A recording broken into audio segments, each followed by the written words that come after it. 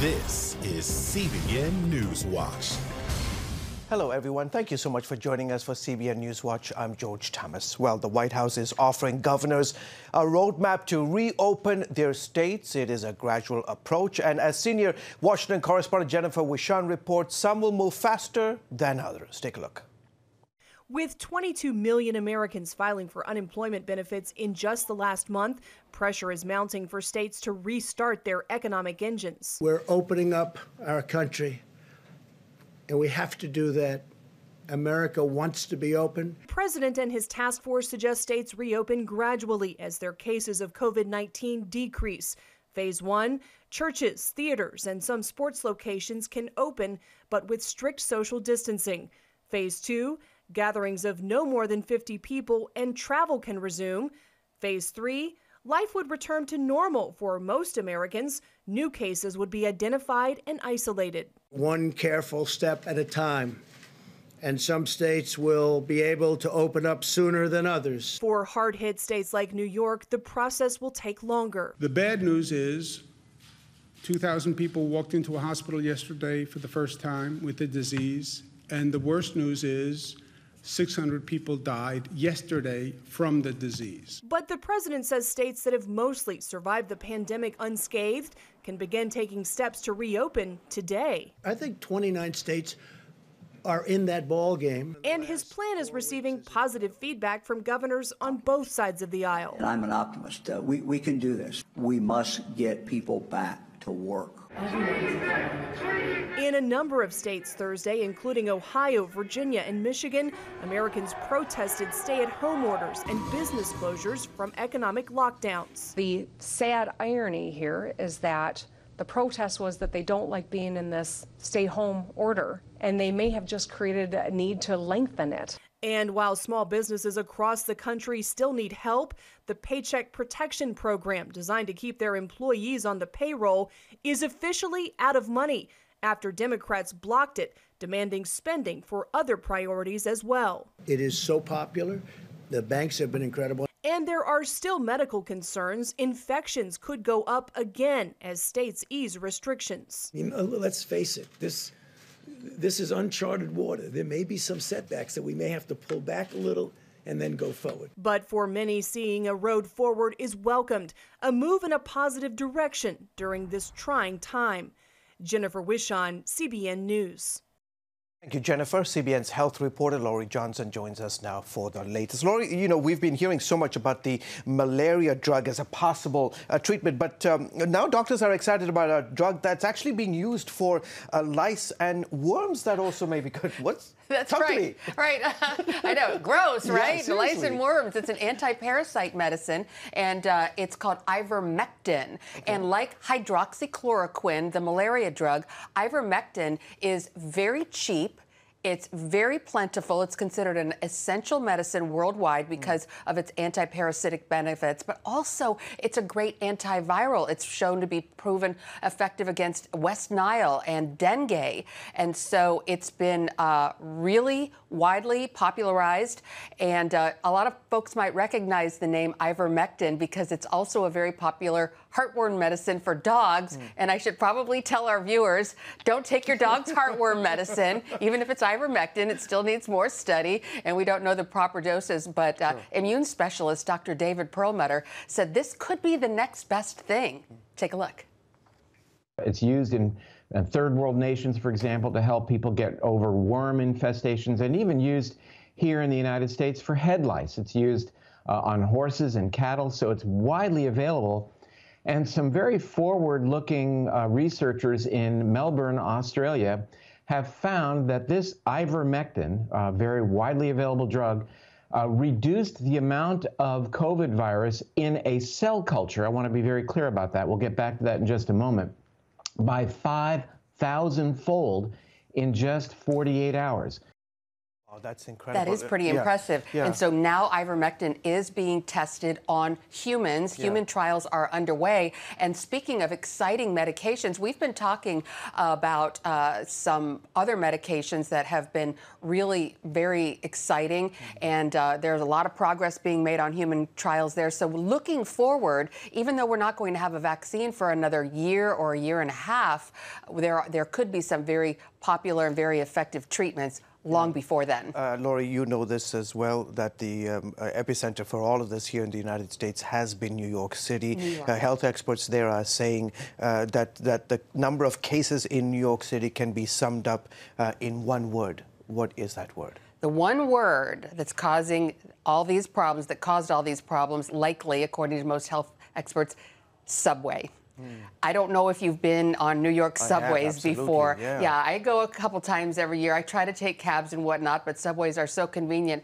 And for folks who don't go on the subways very often, it's just people are crammed in there, literally face to face, and in small enclosed spaces, tens of thousands of people holding onto the metal bars. We know that metal retains the virus a lot. And then also people are there on the subways for long periods of time because I don't know if you've ever experienced this, George, but sometimes the subways will stop and shut down for a little while, and everyone's just sitting there on the train for 10 or 15 minutes waiting for it to start up again. And so moving forward, the subways are going to be very different. There's going to have to be social distancing and people wearing masks and a lot of sanitation. Another big red flag, popular in New York, but everywhere else too, elevators, because there again, you've got the small space, people are enclosed and they're touching the buttons. So moving forward, these are things that we're going to need to be thinking of as we start to gradually reopen the country. Wow. There are new immunity tests that are being shipped out this week. Real quickly, tell us how are these different from the other tests that they've sent out? Great question. A lot of people are confused by all these different tests. There are two main types of tests. One is to test whether the virus itself is present. It's the test that tells you whether or not you have the coronavirus. The other is the antibody test, the immunity test that tells you if you ever had it. And this is so important because a lot of people, they say an estimated 25 to 50% of people who have had the coronavirus had no symptoms. And so there are 4 tests that have been approved by the FDA, and they're being sent out. 20 million per month are going to be mass produced, but folks need to beware of antibody tests, immunity tests that are sold on the internet. Make sure it's been approved by the FDA because there are a lot of scammers out there trying to sell antibody tests that aren't very effective. Fantastic. Laurie, as always, you have been on this from the very beginning, and I know that we at CBN News, as well as our viewers, really enjoy your My pleasure, reporting. George. Thank you so for much. saying that. You're most welcome. Okay. Meanwhile, in China, the city that became the epicenter of the outbreak released new numbers that brings its death toll up by 50%. Wuhan city government added 1,290 deaths to the toll. That brings the total number to 3,869 after many dead were, quote, mistakenly reported or missed entirely. The new numbers add to growing global doubts over China's transparency. Leaders in France and Britain joined Trump's broadsides against the communist nation as 2 U.S. Media outlets reported suspicions that the virus accidentally slipped out of a sensitive Wuhan laboratory that studied bats. President Emmanuel Macron of France told the Financial Times it would be, quote, naive to think China had handled the pandemic well. He said, quote, there are clearly things that have happened that we do not know about. As COVID-19 forces the world to think out of the box, people are taking on roles they had never imagined. As CBN Middle East correspondent Julie Stahl reports, that includes Israel's defense forces. From high-tech warfare against rockets from Gaza and Hezbollah tunnels to cybersecurity and troops on the ground, the Israel Defense Forces is cutting edge. Now, due to COVID-19, the IDF has expanded its mission. A key part of the national situation is to provide information. So there are call centers that have been manned by IDF personnel together with Magen David Adom and with the Ministry of Health and other officials. Lieutenant Colonel Jonathan Conrica says while it's early in the process, the IDF is rolling with the changes. It's really an overall effort with different parts of the IDF, the logistic teams, the medical corps, and even technological units that are providing novel adaptations to existing technologies. For instance, adapting different ventilators to hospital use. And there's more. Another effort that we are part of, again through the Homefront Command, which is part of the IDF, is to refit hotels as makeshift hospitals or centers for quarantine and treatment of those suffering from mild symptoms. Another mission is to help the elderly, needy, and at-risk populations. IDF soldiers are going door to door, providing food, medicine, and any other services as an assistance needed to various parts of Israel, different low-income neighborhoods, and the elderly and people who need that assistance. One of those soldiers is Sergeant Roni Corin in the Homefront Command's Search and Rescue Unit. I think everyone's having a really hard time right now. And at the end of the day, we're the people who are here to help the people of Israel. The IDF is providing both prepared meals and boxes of groceries to those in need. Every house I've been to, everyone who comes up to us, everyone who opens the door is always happy to see us. I think it's an amazing thing to be doing, to be able to help these people who have it even harder during these times. Corin says even though times are tough, that shouldn't stop people from reaching out. There's a great opportunity in seeing the good in this and trying to help, because I feel like at the end of the day, even though we're socially distanced, we're here for one another. I think during these hard times, we shouldn't take social distancing ourselves and not wanting to help. In addition to the humanitarian aid, the IDF has also stepped in to help the Israeli police enforce the lockdown. But Conrica says the IDF's first mission remains the same. First, continue to defend the state of Israel. None of our enemies have dissolved, and they will continue to try to kill Israeli civilians the day after they finish reeling from the results of the virus. As such, we need to stand guard along our borders 24/7, and that is what we're doing, and that is priority number one. Chris Mitchell, CBN News, Jerusalem. Thank you, Chris. Coming up, how scientists say smartphones are affecting young people's mental health. But before we go to the break, here's a look at what's trending on CBNNews.com.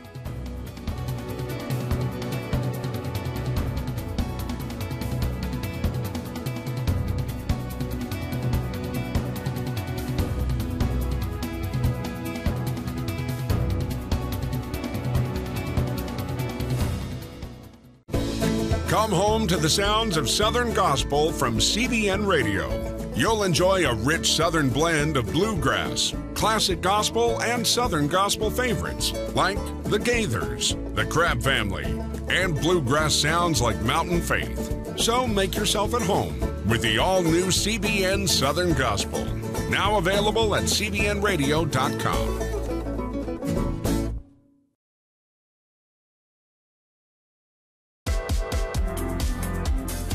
Meet the pastors who are preaching the gospel in a fresh, fearless way.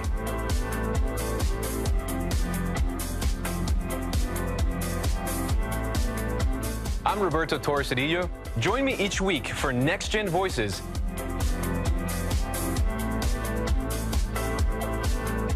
And watch God transform a generation.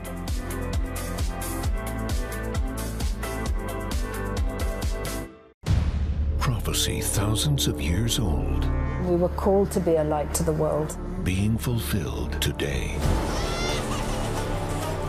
Discover how. Get to life. Call 1-800-700-7000. We consider it our duty to reach out and help others around the world. For a gift of $10 or more, you can own the acclaimed CBN documentary To Life. Just call 1-800-700-7000 or log on to cbn.com. To treat a human, no matter what he is, which religious he has, which color he is. This is what I'm doing. See how the people of Israel are fulfilling prophecy. History is being written, and I want to be a part of it. By sharing their knowledge. In Africa, in Asia, in South America, in East Europe. And their love. This is how we work. This is us. Get to life. Call 1-800-700-7000 or log on to cbn.com. Welcome back to the CBN News Channel. In the last decade, the number of mental health issues among adolescents and young adults has spiked. As social scientists investigate, there's growing focus on the impact of technology, especially smartphones. Heather Sells shows us what top researchers believe parents can do, especially during this pandemic, when kids are even more inclined than ever to be on their phones. Several years ago, we began seeing the number of young Americans with certain mental health disorders jump. This trend of teens and young adults experiencing depression, suicidal thoughts, and psychological distress stumped researchers. The economy was doing very well, so that really didn't seem to line up. So I puzzled over this for a really long time. Then Dr. Jean Twenge came across this Pew study and discovered that 2012 became the year that most Americans owned a smartphone. That was when smartphones became common. It's also right around the time that social media went from being optional to mandatory among teens. She has since dubbed this post-millennial generation iGen. iGen was the first generation to spend their entire adolescence with smartphones. And that has impacted how much time they spend with their friends face-to-face. It's impacted their independence. And it looks to be impacting their mental health and happiness as well. Twenge and other researchers studied data on 200,000 kids ages 12 to 17. They found disorders like major depression up by more than 50%. The numbers were worse for teenage girls, who said they simply felt left out. Their depression rates soared, and so did their suicide rates. I mean, they're agreeing with items like, my life isn't useful. I don't enjoy life. I'm feeling sad or hopeless. One of the problems noted by experts, social media is designed to hook us and keep us coming back, often for hours at a time. Author Caleb Kinchlow says teens are especially vulnerable. It's this idea that if I'm not always connected, that I might be missing out on something. Now, the thing about it is they don't know exactly what it is, but they just know that they're missing out on something. In addition to mental health concerns, this iGen doesn't get much actual face time with friends. They're less likely to go out socially, have a driver's license, or a paid job.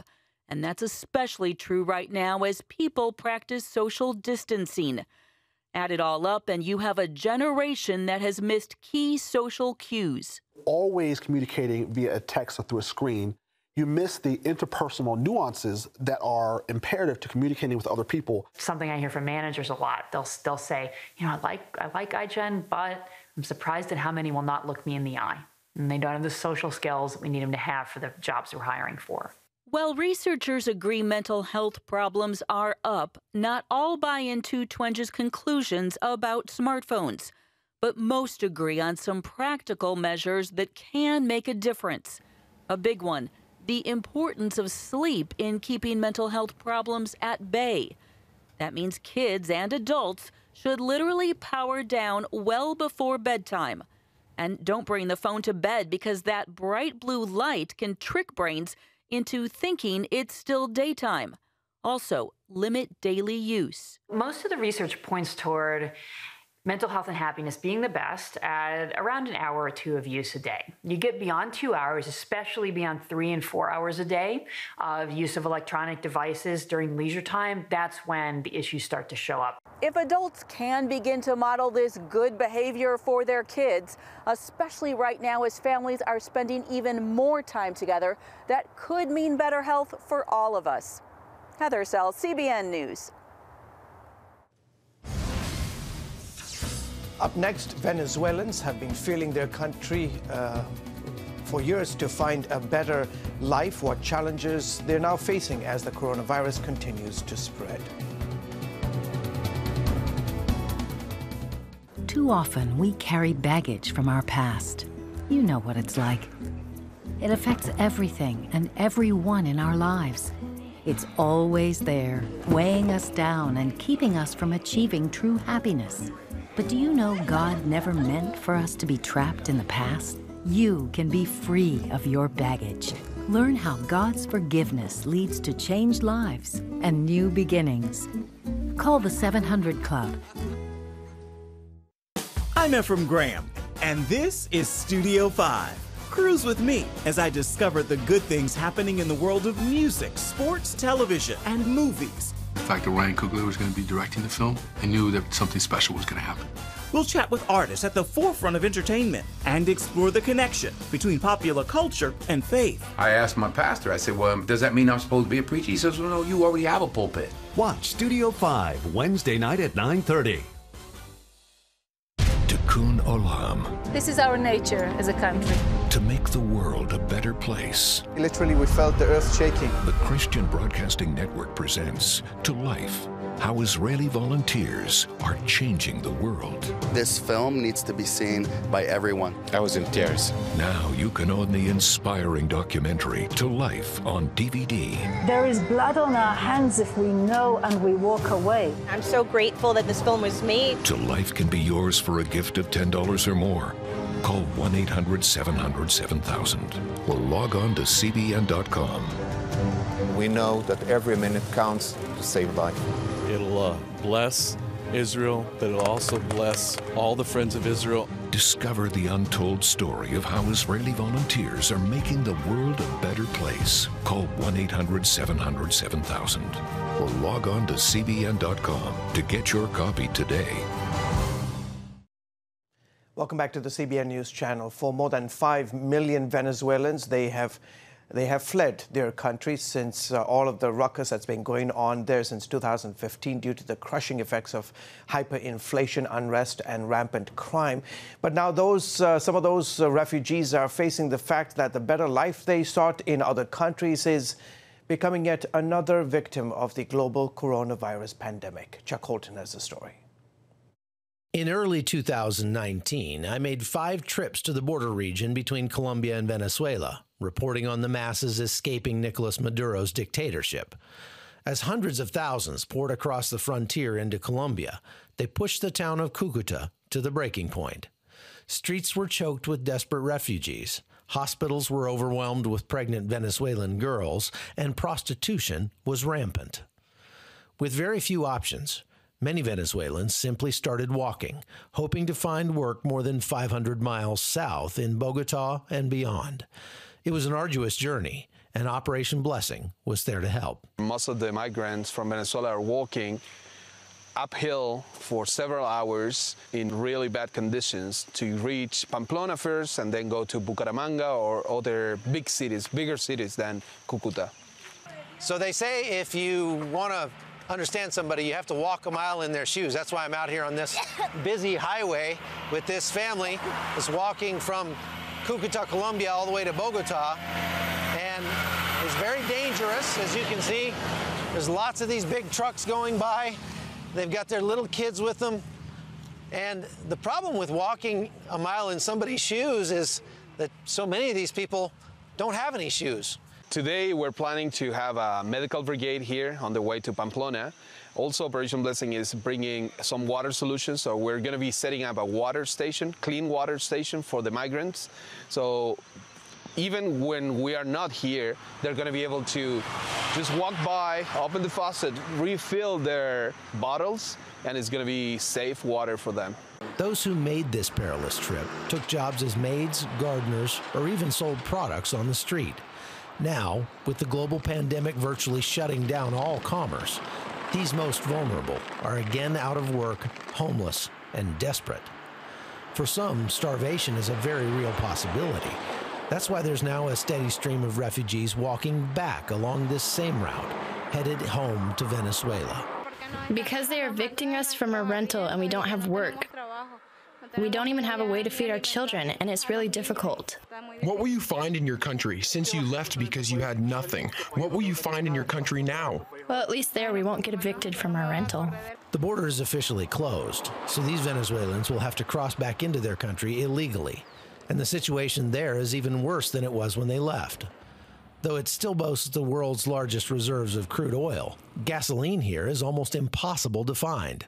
Food shortages are more acute than ever. And then there's the pandemic to worry about. The reason we are out here is because we're citizens that also have needs. They say that the trucks are going to feed the people, but what about emergencies? If we have to get someone to the hospital, there's no public transport at night. We're under curfew, so a family member could die in the house waiting because there's no way to transport them here or to a medical center. Then what do we do? Nobody knows how many people may already be infected in Venezuela, but hospitals there report shortages of even soap and clean water, to say nothing of ventilators and personal protective equipment. But at least in Venezuela, these refugees will have a bed to sleep in, and that's more than they have right now. For CBN News, I'm Chuck Holton. After the break, how dozens of Major League Baseball players are stepping up to help during the coronavirus pandemic.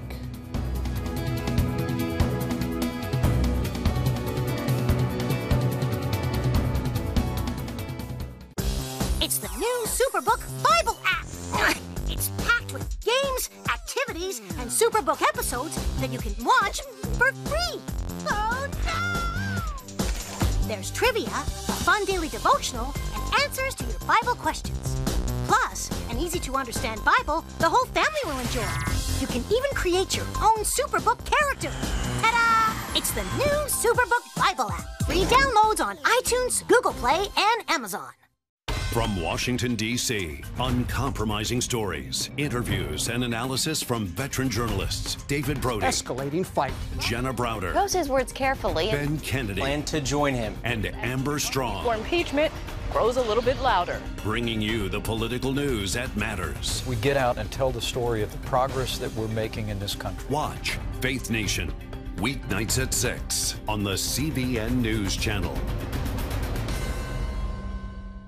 We will move the American embassy to the eternal capital of the Jewish people, Jerusalem. As the nations rage, you can stand with Israel. History is being written, and I want to be a part of it. Call 1-800-700-7000 and get to life. This is our nature as a country. Discover the untold story of how Israeli volunteers are changing the world. We consider it our duty to reach out and help others around the world. For a gift of $10 or more, you can own the acclaimed CBN documentary To Life. To treat a human, no matter what he is, which religious he have, which color he is, this is what I'm doing. Support Israel in their time of need. Get to Life, now available on DVD. Call 1-800-700-7000 or log on to cbn.com. And I wish that other people throughout the world could see this side of Israel. Welcome back to the broadcast. The coronavirus is keeping Major League Baseball players off the field with a delayed start to the season, but they are keeping very busy. More than 50 Major League Baseball players representing all 30 teams have raised nearly $1 million to support childhood hunger prevention during the virus pandemic. The money will provide over 4 million meals. Really cool. The Home Plate Project is a partnership between Major League Baseball, country music superstar Garth Brooks' Teammates for Kids Foundation, and a program called Big League Impact. The initiative was originally scheduled to launch its second year in the fall, but saw the urgency now to provide meals for children who rely on free or reduced price meals at schools that are closed because of the pandemic. Well, folks, that is it for this edition of CBN Newswatch. We hope you will join us again next time. From all of us here at studio headquarters in Virginia Beach, Virginia, we wish you all a fantastic rest of the day, as well as an awesome weekend ahead. Stay safe, stay healthy, stay home. Have a great day, everyone.